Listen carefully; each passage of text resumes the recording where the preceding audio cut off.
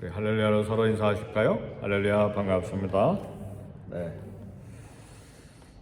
아침 저녁으로 쌀쌀한데 좋은 날씨입니다. 아주 춥지도 않고 덥지도 않고. 때로 억울한 말을 들을 때 마음의 고통이 크지요. 전혀 근거 없이 그렇게 비난하고 또 죄를 뒤집어 씌우고 하는 일을 만날 때 고통이 굉장히 큽니다. 이제 오늘 본문에 보니까 욥이 그런 고통스러운 말을 들었는데 참 어려워요. 이걸 어떻게 다루어야 되는지. 욥도 결코 쉬운 일이 아니었어요. 가장 가까운 친구가 욥에게 그런 억울한 일을 당하게 하고 그런 말을 간단히 말한 것이 아니고 많이 욥에게 그런 고통스러운 말을 억울하게 쏟아부었습니다. 오늘 욥기 22장 4절에서 11절 보면 친구 엘리바스가 욥이 짓지도 않는 죄를 만들어서 욥을 공격했습니다. 욥기 22장 6절 이하에 보면 까닭 없이 형제를 볼모잡고 또 헐벗은 자의 의복을 벗기고 목마른 자에게 물을 마시지 않게 하고 줄인 자에게 음식을 주지 않고 과부를 빈손으로 돌려보내고 고아의 팔을 꺾었다. 하나님이 칭찬하시고 자랑하시는 욥은 의로운 사람인데 어떻게 가장 친한 친구 엘리바스가 욥이 한 거 보지도 않고 상상만 하고 추측만 하고 이유도 없이 형제를 괴롭게 하고 가난한 사람 의복을 벗기고 이렇게 목마르고 배고픈 사람 물도 음식도 주지 않고 과부를 빈손으로 가게 하고 그 불쌍한 고아의 팔까지 꺾었다고 그런 말을 할 수가 있습니까? 지금 누가 그런 이야기를 하고 있어요? 엘리바스 친구가 욥을 향해서 그런 말을 한 거예요. 욥이 짓지 아니한 죄를 추측해서 뒤집어 씌운 거예요. 근데 욥은 평생에 이런 일을 행하지 않았고 하나님도 그걸 인정하셔서 얼마나 하나님이 욥이 자랑스러웠으면 사탄 앞에서 2번씩이나 욥을 자랑했겠습니까? 그런 사람인데 이런 말로 뒤집어 씌운 거예요. 그러니까 욥이 엘리바스가 이렇게 추측하고 이런 억울한 말을 한 것은 욥이 죄를 지었기 때문에 재앙을 만나는데 재앙을 만나는 이유는 이런 죄를 지었지 않았겠나 그렇게 하고 상상을 하고 그 상상을 자기 확신을 가지고 욥에게 이야기한 거예요. 사랑하는 성도 여러분, 아무리 선입견이 있고 상상하고 추측하더라도 이런 일 하지 않기를 주의 이름으로 축복합니다. 이런 경우는 우리 원색적인 말로 생사람을 잡는다 그런 말을 하죠. 살아있는 사람을 잡는다. 그렇죠? 그러니까 엘리바스가 이렇게 한 그런 이유가 있는데 자신의 지혜, 자기의 정당성, 자기의 신학적인 교리적인 그런 지식 이걸 정당화하기 위해서 욥을 죄인으로 몰아간 것입니다. 그러니까 자기도 현자고 지혜자고 하나님에 대한 지식이 많고 많은 세월 동안 신앙생활 해왔기 때문에 이런 재앙을 만나고 이런 고통을 당하는 건 분명히 자기 신학적인 개념에 죄를 지었기 때문이다. 이걸 막 확신해버린 거예요. 그리고 죄를 찾아내고 또 상상하고 그렇게 해서 상상하고 추측한 걸 확신을 가지고 입으로 내뱉은 것입니다.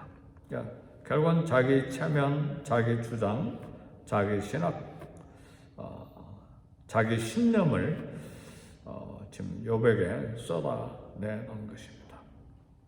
성경은 바울은 고린도전서 10장 24절에 말합니다. 누구든지 자기의 유익을 구하지 말고 남의 유익을 구하라 그랬습니다.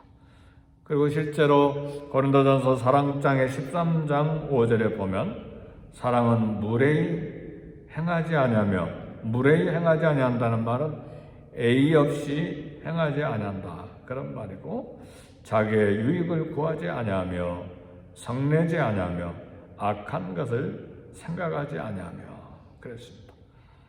우리는 이 욥기서에 엘리바스의 이런 언어와 또 생각과 행동을 통해서 하나님의 사랑스러운 자녀들에 대한 또 우리 성도들에 대해서 어떻게 대하고 관계할 것인지 깊은 지혜를 얻습니다.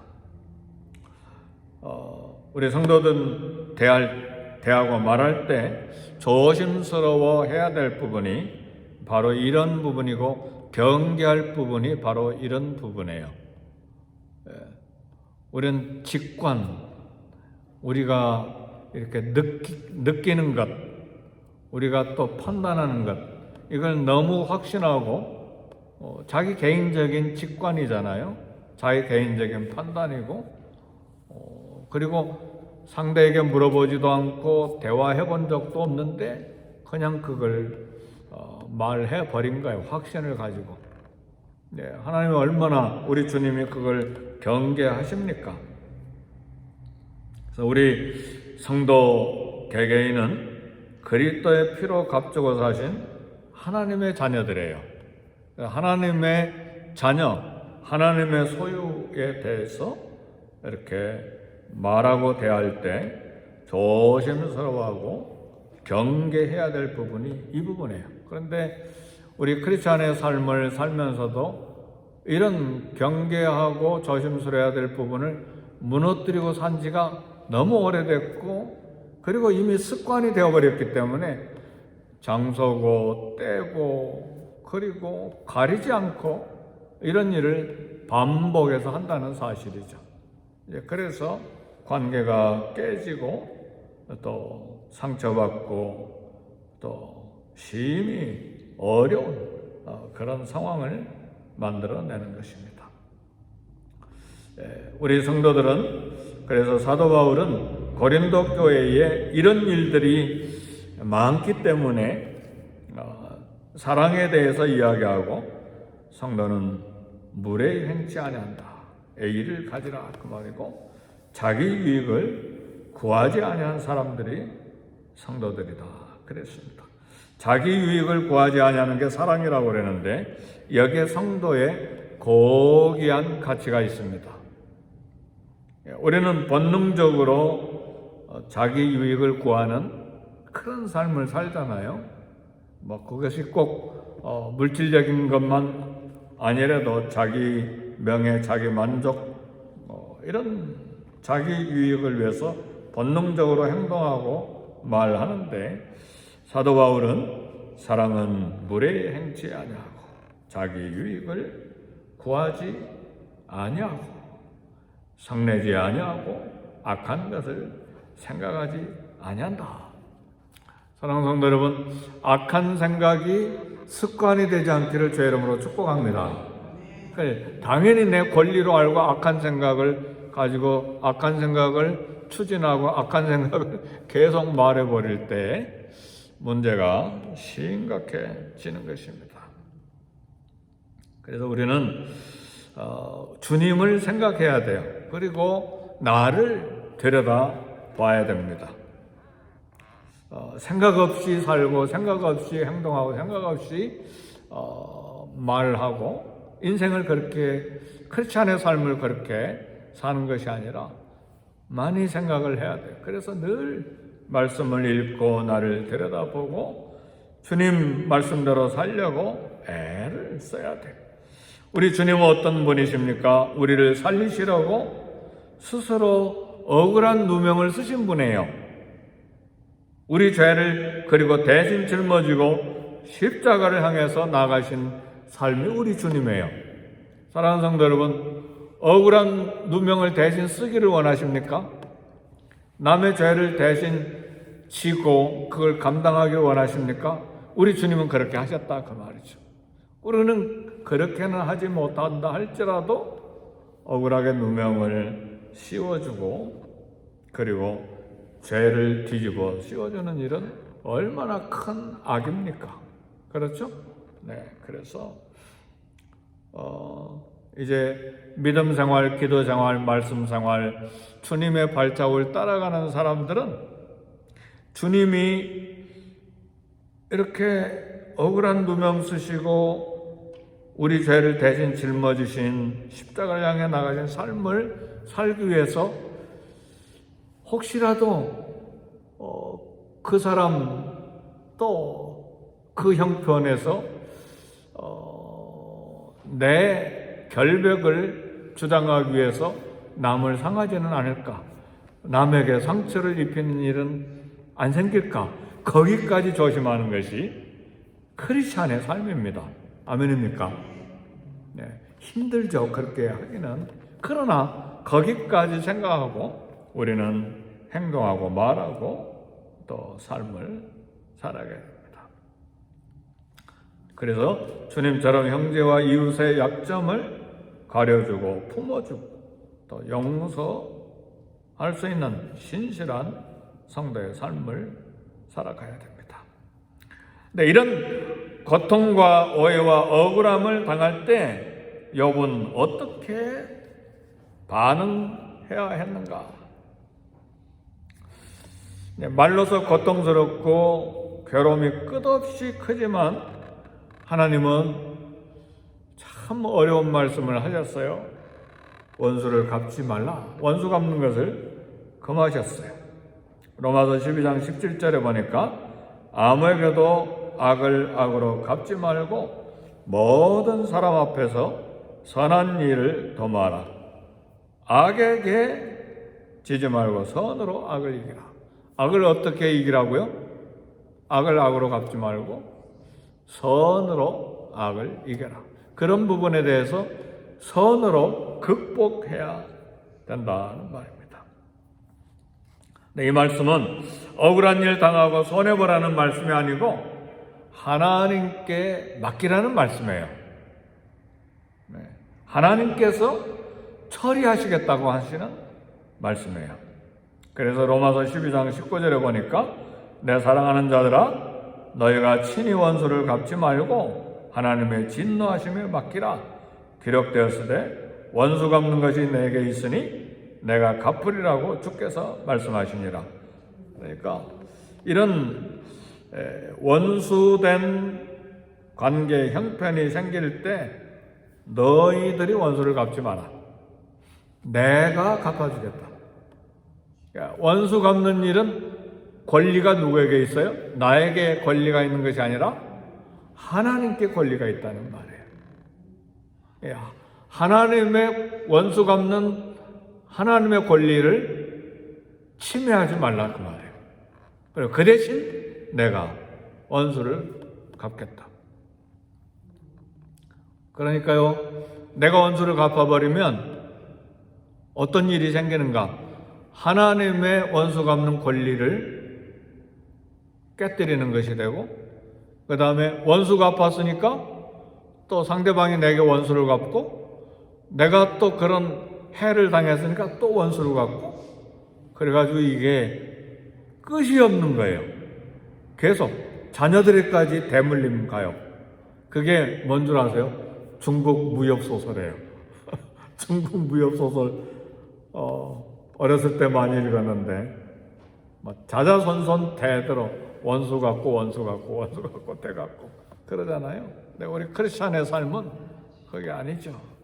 우리 본능으로 그렇게 하는 것이 아니고 하나님께 맡기는 것입니다. 그러면 원수 갚는 일을 내가 해버리면 하나님이 그 일에 손을 떼십니다. 원수 갚아주지 않으세요. 네가 해버렸잖아. 그러니까 나하고는 상관없다. 근데 선으로 악을 이기면 원수 갚는 일, 내가 그 일 개입해서 내가 해결하겠다. 하나님이 간섭하세요. 하나님이 그 일을 다루세요. 아멘, 할렐루야. 그러니까 하나님이 원수 갚아주는 게 제일 안전합니다. 그렇죠? 그리고 나는 선을 행하는 것이죠. 할 수 있거든 너희로서는 모든 사람과 더불어 화목하라. 할 수 있거든. 이 말은 최선을 다해서 너희는 모든 사람과 더불어 화목하라. 그리고 우리가 할 일을 로마서에서는 계속 이야기합니다. 내 원수가 줄이거든 먹이고 목마르거든 마시게 하라. 너희를 박해하는 자를 축복하라. 축복하고 저주하지 말라.